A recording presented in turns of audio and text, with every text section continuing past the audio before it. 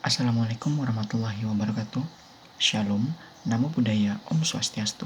Perkenalkan, kami dari kelompok 6 akan mempresentasikan mengenai perencanaan karir manajemen sumber daya manusia. Perkenalkan, nama saya Rizky Maghribi. Di kelompok ini kami terdiri dari 5 orang, ada Ali Akbar, Utin Adinda, Supiana, dan Deki Sanjaya. Bagian pertama, saya akan mempresentasikan mengenai konsep dasar dan tujuan perencanaan karir. Menurut Mattis and Jackson, karir merupakan urutan posisi yang terkait dengan pekerjaan yang diduduki seseorang sepanjang hidupnya. Sedangkan menurut Mondi, perencanaan karir itu merupakan rencana formal yang dilakukan oleh organisasi guna menjamin bahwa pegawai dengan kualifikasi dan pengalaman yang sesuai dapat tersedia untuk mencapai kemajuan sepanjang jalur karir yang direncanakan. Adapun konsep dasar karir itu terbagi menjadi 4. Yang pertama, karir path. Jalur karir adalah pola urutan jabatan-jabatan yang membentuk karir seseorang. Yang kedua, karir goal. Sasaran karir adalah posisi-posisi di masa mendatang yang dengan sekuat tenaga ingin dicapai oleh seseorang. Yang ketiga, karir planning, yakni proses pemilihan sasaran-sasaran karir dan jalan ke arah sasaran tersebut. Dan yang keempat, karir development, yakni perbaikan-perbaikan pribadi yang dilakukan seseorang untuk bisa mencapai perencanaan karir pribadinya dengan mengikuti kursus dan pelatihan lainnya. Selanjutnya, tujuan perencanaan karir. Dalam hal ini, tujuan perencanaan karir dibagi menjadi 6. Yang pertama, membantu pencapaian karyawan dan perusahaan.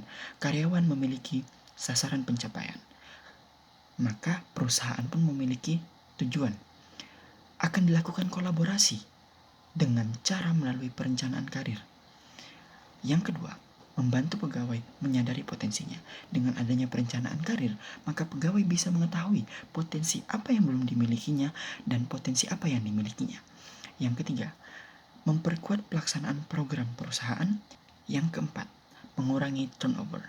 Dengan adanya perencanaan karir, maka perusahaan bisa mengapresiasi apa yang dimiliki oleh karyawannya, sehingga karyawan akan semakin loyal terhadap perusahaan. Yang kelima, strategi perencanaan jangka panjang. Dan yang keenam, mewujudkan peluang kerja egaliter.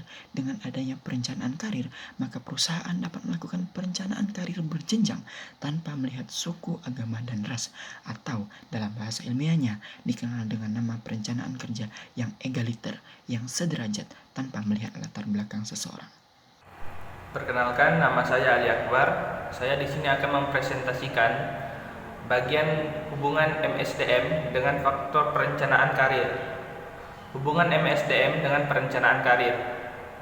Manajemen sumber daya manusia atau MSDM menurut fungsi manajerial adalah perencanaan perusahaan, pengarahan dan pengendalian. Sedangkan menurut fungsi operasional adalah pengadaan, pengembangan kompensasi, integrasi, pemeliharaan, dan pemutusan hubungan kerja. Yang selanjutnya faktor yang mempengaruhi karir. Beberapa faktor yang mempengaruhi karir menurut Asto dan Mailan adalah yang pertama, hubungan karyawan dengan organisasi, yang kedua, personalitas karyawan, yang ketiga, faktor eksternal organisasi, yang keempat, kultur organisasi, yang kelima, sistem penghargaan, yang keenam, jumlah karyawan dan ukuran organisasi. Yang selanjutnya, faktor yang mempengaruhi pengembangan karir menurut Siagian. Yang pertama, prestasi kerja yang memuaskan, yang kedua, pengenalan oleh pihak lain, yang ketiga, kesetiaan pada organisasi, yang keempat, pembimbing dan sponsor, yang kelima, dukungan para bawahan dan kesempatan untuk bertumbuh, dan yang terakhir, berhenti atas permintaan dan kemauan sendiri. Perkenalkan, nama saya Utin Adinda. Saya akan mempresentasikan bagian ruang lingkup perencanaan karir. Ruang lingkup perencanaan karir menurut Samsudin memiliki 2 ruang lingkup, yaitu yang pertama, perencanaan jenjang jabatan. Suatu perencanaan jenjang jabatan atau pangkat perlu memperlihatkan faktor-faktor yaitu sifat tugas, beban tugas, dan tanggung jawab. Hal ini berarti semakin tinggi jabatan atau pangkat seseorang dalam suatu organisasi, semakin kompleks sifat tugasnya dan berat pula tanggung jawab yang dipikulnya. Yang kedua, perencanaan tujuan organisasi. tujuan-tujuan organisasi mulai dari tingkat teratas sampai dengan eselon-eselon di bawahnya akan menentukan jalur karir anggota organisasi. Disinilah kemampuan kepemimpinan akan diuji untuk dapat meniti jenjang karir. Selanjutnya, proses perencanaan karir. Proses perencanaan karir yang baik menurut Samsudin perlu memperhatikan 4 hal pokok, yaitu yang pertama, jabatan pokok dan jabatan penunjang. Jabatan pokok adalah jabatan yang fungsi dan tugas pokoknya menunjang langsung tercapainya sasaran pokok organisasi atau perusahaan. Jabatan penunjang adalah jabatan yang fungsi dan tugas-tugasnya membantu tercapainya sasaran pokok organisasi atau perusahaan. Yang kedua, pola jalur karir bertahap. Pola jalur karir bertahap adalah suatu pola yang menunjukkan urutan berjenjang dan bertahap dari jabatan dalam struktur organisasi yang membentuk karir seseorang. Urutan jabatan yang berjenjang dan bertahap itulah yang harus ditempuh oleh seorang karyawan dalam meniti karirnya. Yang ketiga, jabatan struktural. Jabatan struktural pada dasarnya adalah jabatan karir, artinya jabatan yang diperuntukkan bagi mereka yang diarahkan ke jenjang yang paling tinggi dalam organisasi. Yang keempat, tenggang waktu.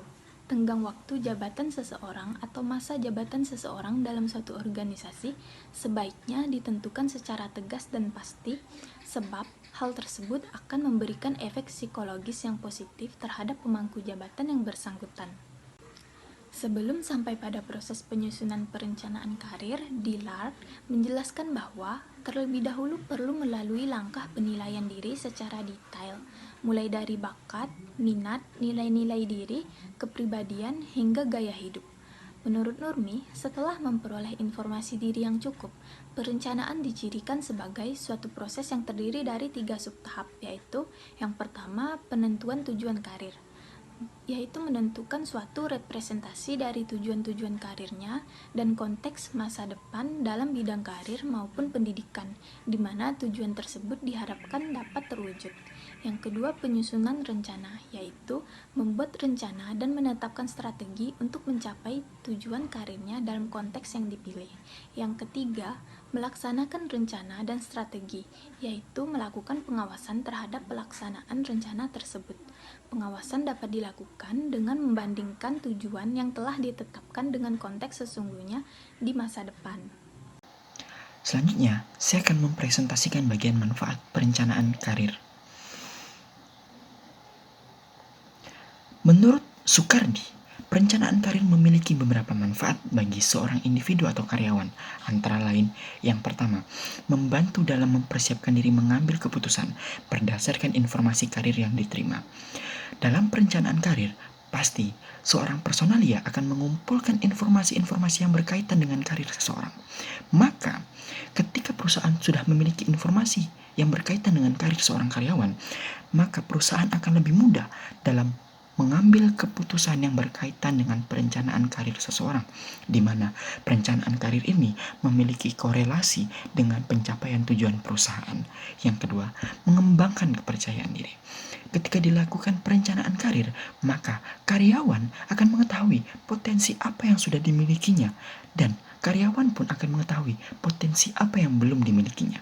Ketika karyawan mengetahui potensi apa yang dimilikinya, maka ia bisa menyalurkan potensi tersebut dan menambahkan kepercayaan dirinya untuk semakin meningkatkan kapabilitas dan kemampuan dirinya. Yang ketiga, dapat mengenal peluang-peluang yang akan dijumpai. Ketika dilakukan perencanaan karir, maka seorang karyawan akan dapat melihat peluang-peluang yang akan bisa dicapai. Ketika seorang karyawan belum memiliki potensi tersebut, maka bisa saja ia mengikuti pelatihan ataupun kursus, sehingga ia bisa melihat bahwa ada peluang bagi dirinya untuk menempati suatu posisi. Yang keempat, dapat menentukan apa yang akan dipersiapkan dalam menekuni karir. Ketika dilakukan perencanaan karir, maka seorang karyawan dapat mempersiapkan dirinya bahwa ketika ia ingin melakukan kenaikan jabatan, maka ia sudah mengetahui kriteria dan syarat apa saja yang harus dipenuhi. Kami dari kelompok 6 akan memaparkan studi kasus mengenai perencanaan karir pada manajemen sumber daya manusia. Dalam hal ini, saya melakukan perencanaan karir di industri perbankan. Yang pertama, seorang analis kredit di bagian karyawan biasa. Ketika seorang analis kredit ini melakukan peningkatan dirinya, mengikuti program perencanaan karir perusahaan dengan mengikuti pelatihan ataupun kursus, maka bisa saja dengan usia kerja yang sudah mencukupi, ia melakukan proses perencanaan karir ke jenjang berikutnya, yakni kepala analis kredit yang masuk ke dalam ruang lingkup supervisory. Ketika kepala analis kredit sudah mencapai tujuannya, ia sudah bisa mencapai targetnya, maka tidak menutup kemungkinan ia bisa diangkat menjadi kepala administrasi keuangan. Ketika ia sudah melakukan proses perencanaan karir yang baik, ia pun mengikuti pelatihan dan pengembangan atau dikenal dengan diklat, maka proses perencanaan karir selanjutnya ialah ia bisa dipertimbangkan menjadi pimpinan cabang unit. Ketika sudah mencapai target di pimpinan cabang unit, maka ia juga bisa diangkat menjadi pimpinan cabang utama, bahkan kepala bagian kredit investasi yang ketiga hal tersebut sudah masuk ke dalam tataran manajemen. Ketika ia sebagai kepala bagian kredit investasi sudah mencapai tujuan investasinya, sudah mencapai target investasinya, dan ia terus mengikuti program perencanaan karir dan perusahaan terus memantau sejauh mana target-target yang bisa dicapainya, seperti apa kapabilitas dan kemampuannya, maka tidak menutup kemungkinan ia diangkat kembali menjadi wakil direktur bidang operasi, bahkan menjadi direktur perusahaan perbankan yang sudah masuk ke dalam jajaran eksekutif. Hanya itu yang bisa dapat kami sampaikan. Jika ada salah kata, mohon maaf. Jika ada pertanyaan, silakan cantumkan di kolom komentar dengan format tertentu. Oleh sebab itu, sekian dan terima kasih. Wassalamualaikum warahmatullahi wabarakatuh. Shalom, Namo Buddhaya, Om Santi, Santi, Santi, Om.